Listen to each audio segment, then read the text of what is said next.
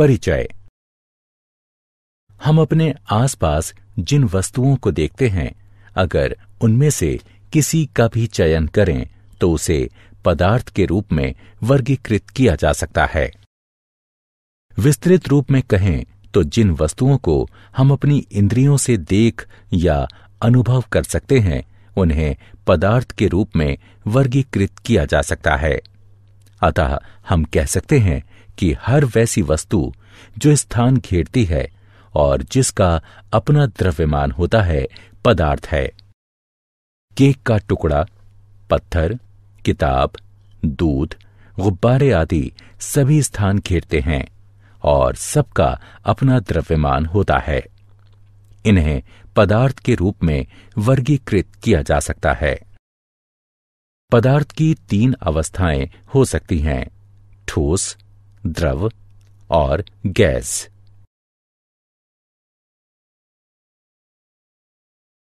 उद्देश्य।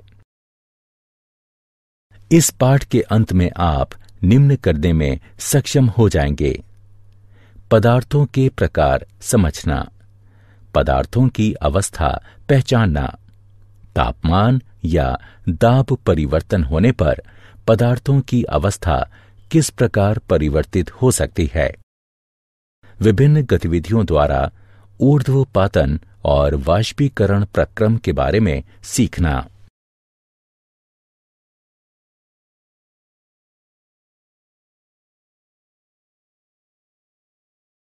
पदार्थों का भौतिक स्वरूप। सभी पदार्थ का निर्माण सूक्ष्म कणों से हुआ है। ये कण इतने सूक्ष्म होते हैं कि इन्हें नंगी आंखों से देखना संभव नहीं है।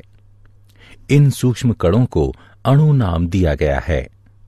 ये अणु और भी सूक्ष्म कणों से निर्मित होते हैं, जिन्हें परमाणु कहा जाता है। प्रत्येक पदार्थ के अणु भिन्न होते हैं। 115 प्रकार के परमाणु हैं, जो भिन्न प्रकार के जुड़ाव से भिन्न प्रकार के अणु पैदा करते हैं।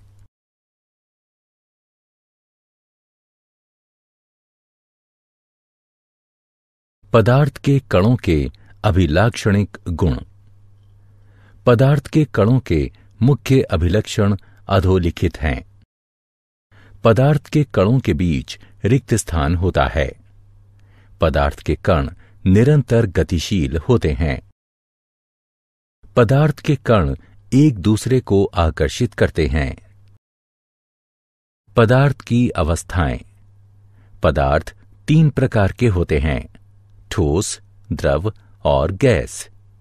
ठोस का आकार और आयतन निश्चित होता है। द्रव का कोई निश्चित आकार नहीं होता, लेकिन आयतन निश्चित होता है। द्रव में बहाव होता है और इनका आकार बदलता है।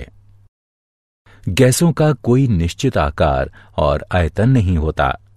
ठोसों एवं द्रवों की तुलना में गैसों की संपीड्यता काफी अधिक होती है। तापमान का प्रभाव।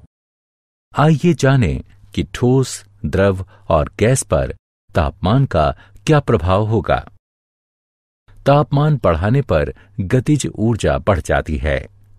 तापमान बढ़ने से ठोस द्रव में परिवर्तित यानी संगलन हो जाता है और द्रव गैस में परिवर्तित यानी वाष्पीकृत हो जाता है।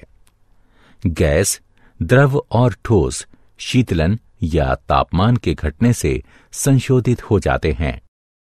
केल्विन तापमान का एसआई मात्रक है। दाब का प्रभाव। पदार्थ के ठोस, द्रव और गैस अवस्थाओं पर दाब परिवर्तन का उल्लेखनीय प्रभाव पड़ता है।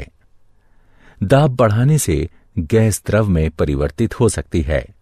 इस प्रक्रम को संघनन कहते हैं।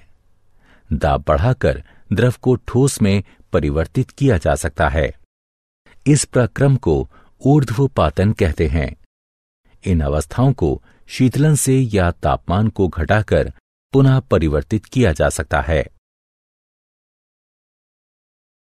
क्या आप जानते हैं हमारे ब्रह्मांड में कुल मिलाकर पदार्थों की 7 अवस्थाएं हैं।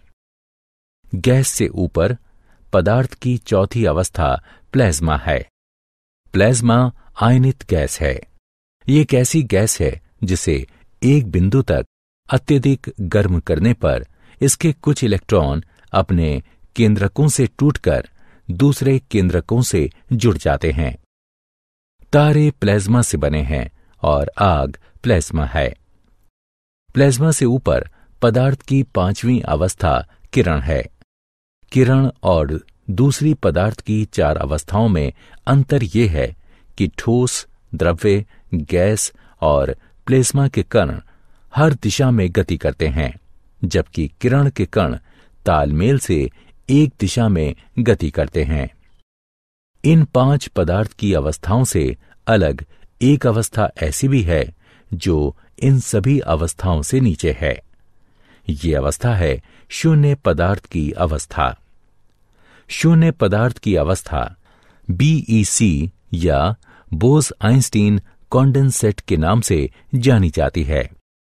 यह सबसे ज्यादा संघनित सभी पदार्थों का संघनन है।